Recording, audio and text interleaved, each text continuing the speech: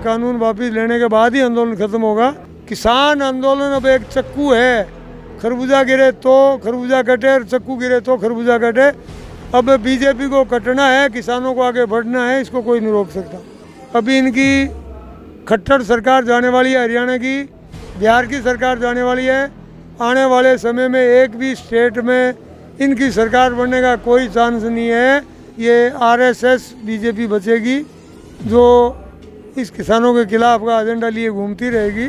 बाकी इनके साथ अब कोई रहने वाला नहीं है। और ये कह रहे हैं देश हमारा उड़ रहा है, तो ये तो उड़ रहा है, इनके पास पैसे आए हुए हैं, बहुत पैसे हैं, तो ये तो ज़रूर कोई चल रहा होगा, उड़ रहा होगा। बाकी तो आज हर आदमी की पोजीशन बहुत ख़राब है। नमस्कार, मैं हूं आपके साथ रुपेश मिश्रा और आप देखना शुरू कर चुके हैं दी फैक्ट इंडिया। इस वक्त हम मौजूद हैं शाजापुर बॉर्डर पर, जहां पर लगातार किसानों का पड़ाव चल रहा है। राजस्थान के किसान यहां पर डटे हुए हैं, लिहाजा किसान आंदोलन के तमाम मामलातों पर और राजस्थान की सियासत किसान आंदोलन पर किस प्रकार से चल रही है, इन सब तमाम मामलातों पर हमसे चर्चा करने के लिए यहाँ पर मौजूद हैं राजा राम मील जी। मील जी, आप यहाँ से सबसे पहले मैं जानना चाहूँगा, कितने दिनों से आप यहाँ पर डटे हुए हैं किसानों को समर्थन देने के लिए?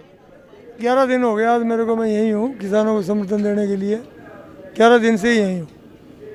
राजा राम जी, जब मैं यहाँ पे आ रहा था तो मैं देख रहा था कि दो तीन मंच बने हुए हैं। हनुमान बेनीवाल जी ने अपना अलग से मंच बना के रखा है, तो क्या आप इसे जायज़ मानते हैं कि जब मुद्दा एक है तो फिर मंच अलग क्यों? राजनीतिक पार्टियों को अलाउ नहीं है धरनों पर कहीं भी। यहाँ राजस्थान वालों ने तो फिर इस धरने के अंदर तो अलाउ कर रखा है कि आपकी पार्टी ये सिस्टम छोड़ के आ जाए, छोड़ के आगे अगर यहाँ किसानों के फेवर में कुछ बोलना चाहें तो ये अलाउ कर देते हैं, अगर इनसे बात करी जाए तो उसने कोई बात बूत करी नहीं है और उसने आपका मंच लगा लिया वहाँ। वहीं उसके आदमी आए, वो पहले ही डिक्लेयर कर रखा था कि आदमी आए, उसके वह मंच बनाया और वहीं बोल के वो वापस चले गए। वहीं कोई टेंट लगा लिया, तो वो ठीक है, उसने वो उसी तरीके से कोई उसको ठीक लगता होगा लगा लिया उसने, उसमें कोई हमारी तरफ से कोई बात नहीं। यदि वो पार्टी का बैनर झंडा छोड़ के यदि वो आपके पास आते हैं तो क्या आप अपने मंच पर उन्हें बैठाएंगे? यहाँ देखो 3-4 संगठन है बड़े बड़े, उसमें हमारी जाट महासभा भी है और भी है।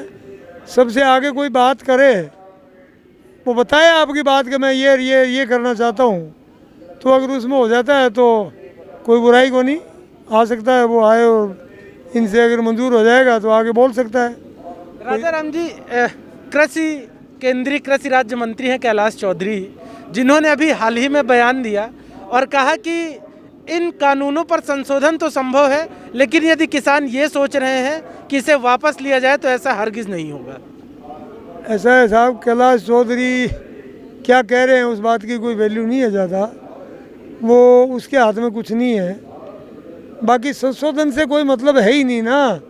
संशोधन का मतलब अगर अडानी और अंबानी को यहाँ गोडाउन खोलने का और परचेजिंग करने का अगर पावर मिल जाएगा तो वो बहुत है, बस बाकी सब हटा दो बोले, इतने से ही काम कर देंगे पूरे किसानों का। तो मेन मुद्दा ही वही है उनका, संशोधन नहीं। ये तो तीनों कानून ख़त्म हो, एमएसपी कानून में आवे, ये 2 ही मांग है, 2 मांग ही किसानों की है। ये 2 मांग इस सरकार को माननी पड़ेगी, ये इनसे मुकर नहीं सकते, जा नहीं सकते, भाग नहीं सकते, हर हालत में मंजूर करनी पड़ेगी। बाकी ये छोटे मोटे मंत्रियों के बस की बात है नहीं कि ये कुछ बोलें कुछ करें।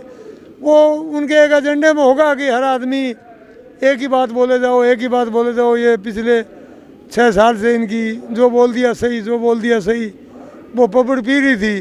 इन्होंने सोचा वैसे ही ये मामला पतली गली से निकाल ले जाएंगे और किसानों को भी बर्बाद कर लेंगे साल 2 साल में। वो बात इनके गले की हड्डी बन गई, अभी हटने वाला नहीं है। किसान आंदोलन बहुत बड़ा है।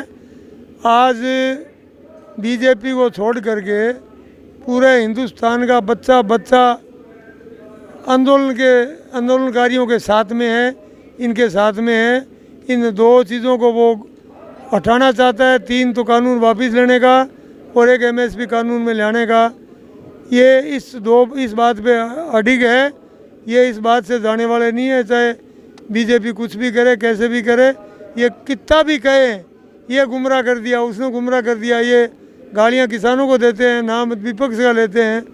विपक्ष इतना बड़ा नहीं रहा है किसान है जो कि ये गुमराह हो या किसी की बातों में आए। कोई ऐसी बात नहीं है, ऐसा कुछ करने की आवश्यकता नहीं। और ये कानून वापस लेने के बाद ही आंदोलन ख़त्म होगा। अब हिंदुस्तान का किसान ऐसा करने वाला नहीं है और नहीं करेगा। आज की तारीख में बहुत सी स्टेटों के अंदर टोल फ्री कर दिए हैं। आने वाले समय में ये किसान आंदोलनकारी जो हैं पूरे हिंदुस्तान में टोल फ्री करेंगे और हर ट्रक, गाड़ी, बस, जीप वाले सब किसानों के साथ लगेंगे। ये आरएसएस बीजेपी बचेगी जो इस किसानों के खिलाफ का एजेंडा लिए घूमती रहेगी। बाकी इनके साथ अब कोई रहने वाला नहीं है। राजस्थान भाजपा के कई नेता हैं, राजेंद्र राठौड़ हो, सतीश पुनिया हो, ये सब किसानों के बीच में जा रहे हैं और बता रहे हैं कि कृषि कानून के क्या फ़ायदे हैं, फ़ायदे बताने जा रहे हैं। तो आपको नहीं लगता कि अब इस पर सियासत चरम पर हो गई है? किसान इतना भोला है क्या वो फ़ायदा बताएंगे और किसानों को पता ही नहीं है? कोई मतलब नहीं है इन बातों का। इसमें कुछ आनी जानी नहीं है।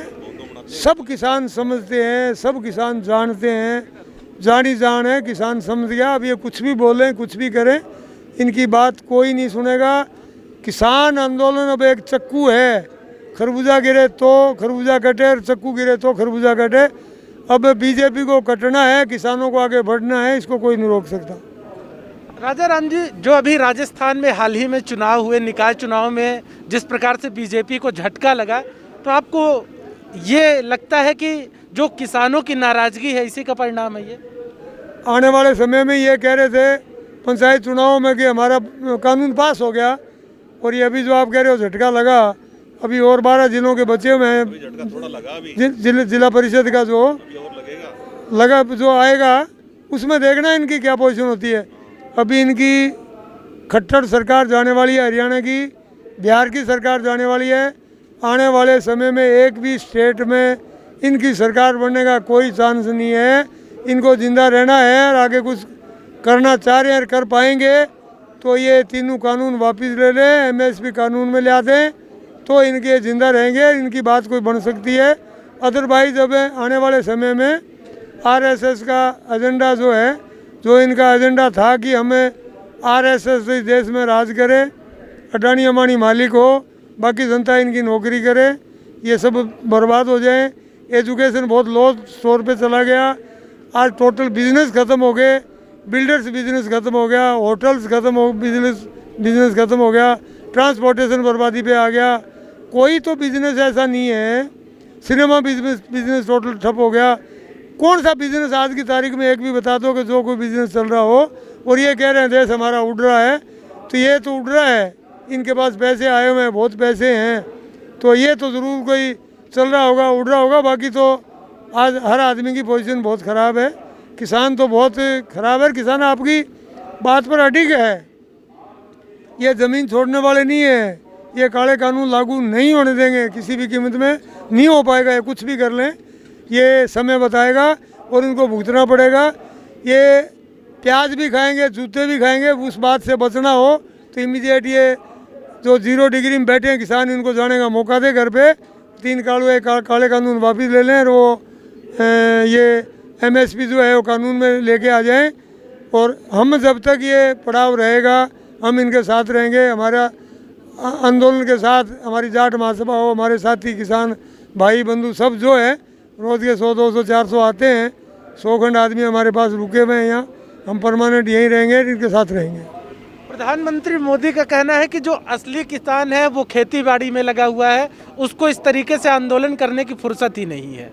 यहाँ नकली किसान कोई नहीं है, सब किसान है। सारे के सारे ये किसान जो हैं वो असली किसान हैं।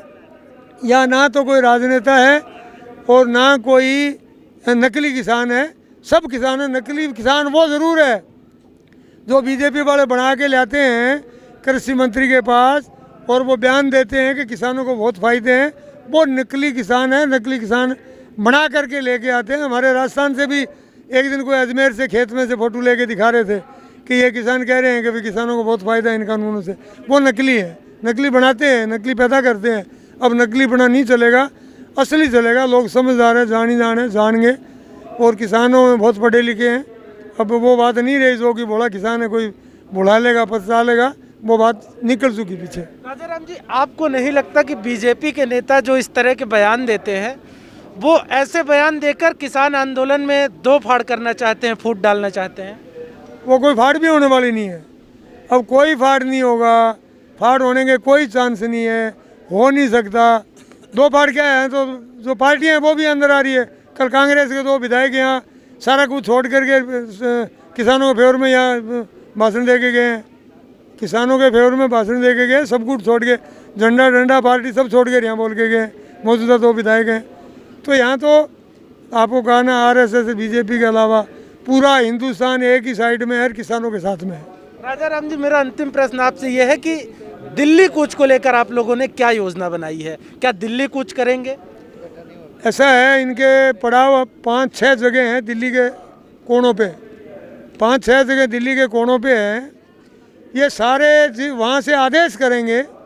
जब वो आदेश कर देंगे कि आज ये इनके चैन जो लगा रखी है इन्होंने, ये तोड़ करके निकलना है, उस दिन यहीं से भी सारा सामान आपका ट्रकों में लोड होगा और यहाँ से चल पड़ेंगे दिल्ली की तरफ। कोई रोकने वाला नहीं होगा, कोई रोक भी नहीं पाएगा, सारे एक ही साथ चलेंगे। जितने भी धरने जगह स्थान हैं वो एक ही बारी में सब दिल्ली जाएंगे और दिल्ली जाके डेरा डालेंगे। बढ़िया बात यह है कि दिल्ली में इनको जगह दे और वहाँ इनको आना देना चाहिए, नहीं तो ये और आगे बखेड़ा होता रहेगा। अब ये टोल फ्री पूरे हिंदुस्तान का होने वाला है। आने वाले टाइम में बहुत ज़्यादा बिखराव होगा, नुकसान होगा। किसान हर तरह से तैयार है कि हमें कितना ही नुकसान कैसे भी हो जाए, हमें इनको ये 3 काले कानून वापस करवा के छोड़ने हैं।